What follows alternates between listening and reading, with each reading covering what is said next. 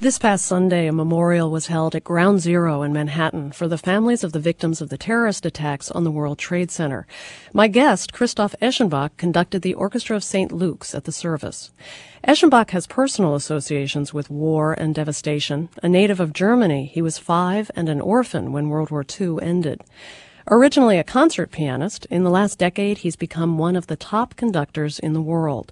He's recently been named the new music director of the Philadelphia Orchestra, a position he'll assume in 2003. He also holds posts with orchestras in Paris, Hamburg, Chicago, and Houston. Let's listen to Christoph Eschenbach's latest recording. This is from the first movement of Mozart's Concerto in D major for violin and piano, with the National Symphony Orchestra, Midori on violin, Christoph Eschenbach on piano, also conducting.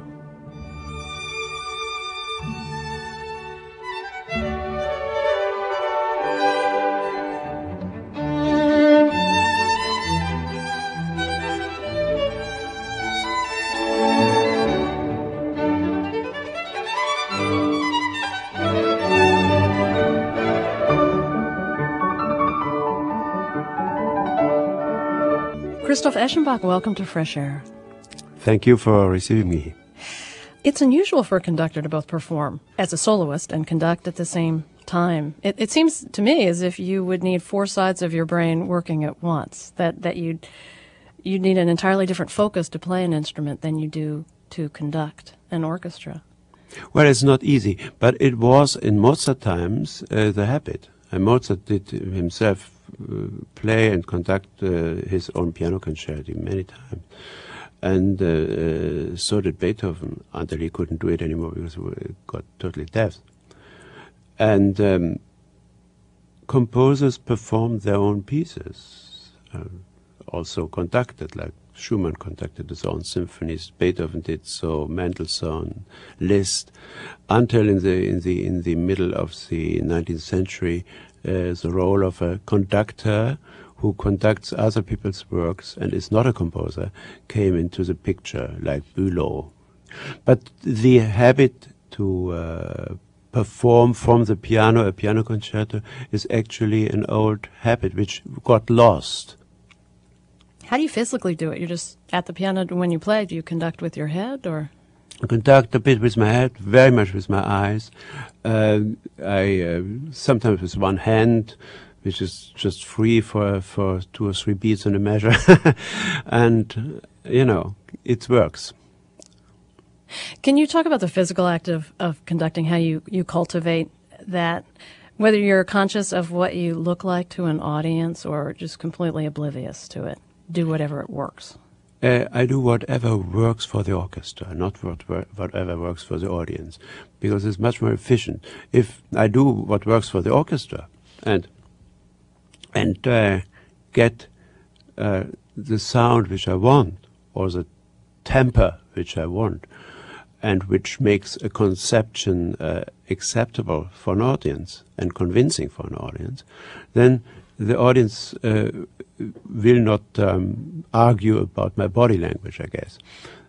On the other hand, the body language is something also, on the other hand, really also very important, which has to be very perfect in the signification or in giving signs, giving the right signs with the right movement, the right moment, and you have, so to say, to swallow it, the conscious of what you do with gestures.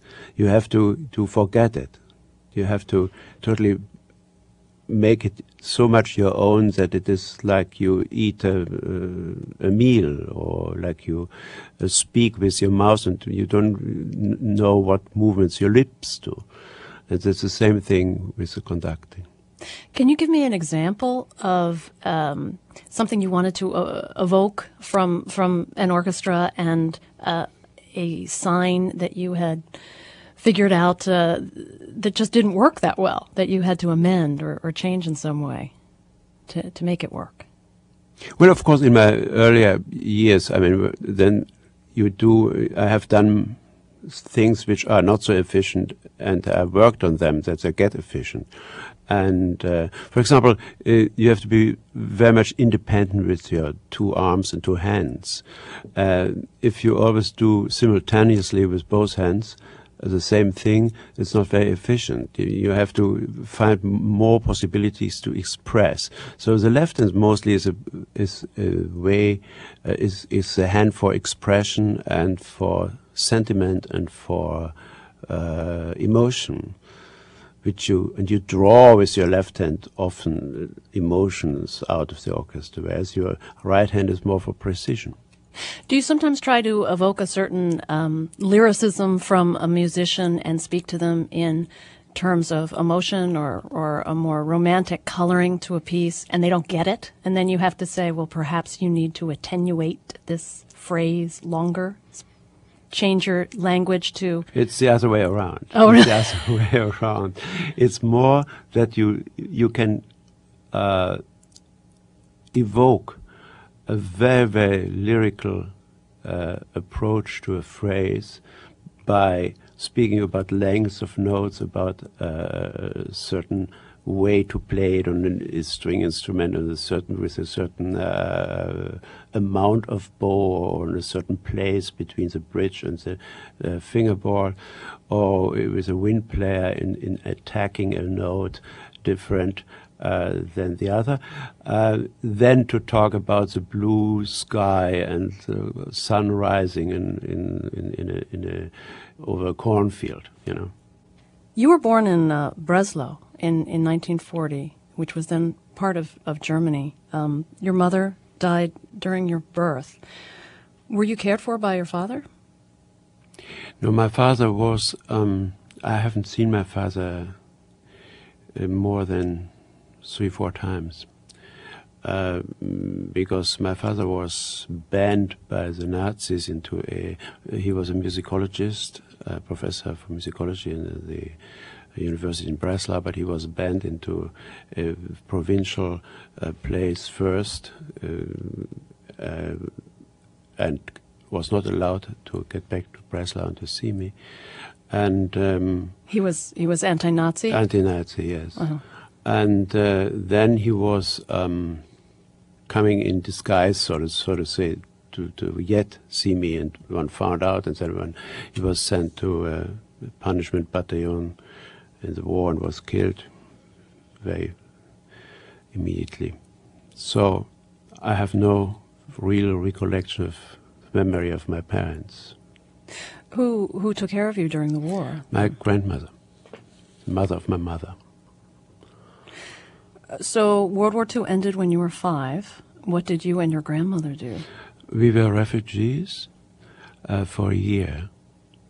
And then my grandmother died in a refugee camp, and typhus broke out.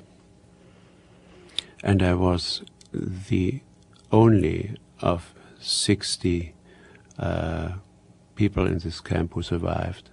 And in the last minute, a cousin of my mother, who lived near by, who had gotten a postcard of my grandmother, but had gotten it 6 weeks after she died, tried to rescue me from this camp.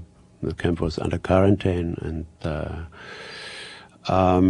she gave some money to somebody, and said that I was pulled out of this disaster in the last minute, actually.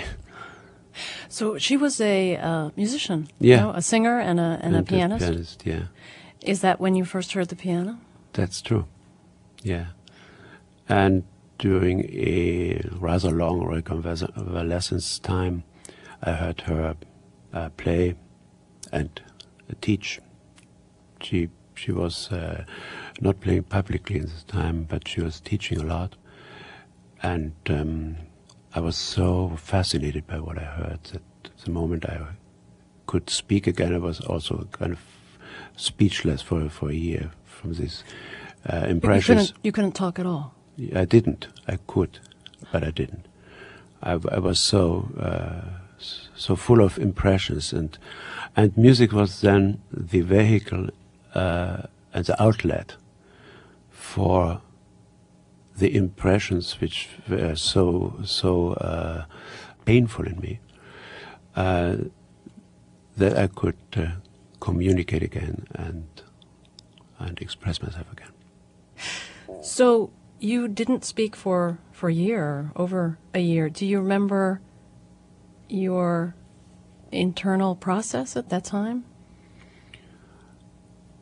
Well, it was a process of processing these impressions, and the music was the thing which really helped me to get over it. Listening first, and then doing it. Do you remember when you first started to speak again? Well, I said I want to play. That was the first thing you said? Yes. Was it immediately clear when you started playing piano that you were very talented?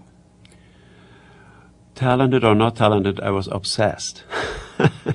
and I think everybody is somehow talented, and in one field or the other. And that music was my field. That was evident very, very immediately. Now, when did you know you wanted to be a conductor? Did that also become apparent very young? When I was 11 years old, my stepmother took me to a concert with Furtwängler and the Berlin Philharmonic. And not that I saw the first time a conductor, but I saw the first time a conductor of that stature. And I was so fascinated to see how one person can inspire 100 people around him to make also obsessively music. And then my mother discovered that I really was totally overwhelmed by that, and by the profession of this man who was the inspirator, so to say, of these other musicians, and asked me if I would eventually go into this direction. And I nodded with my head and said yes. And she was very clever, and she gave me a violin. And a week later I had violin lessons, because she said, you must learn an orchestra instrument if you want to have something to do with orchestra.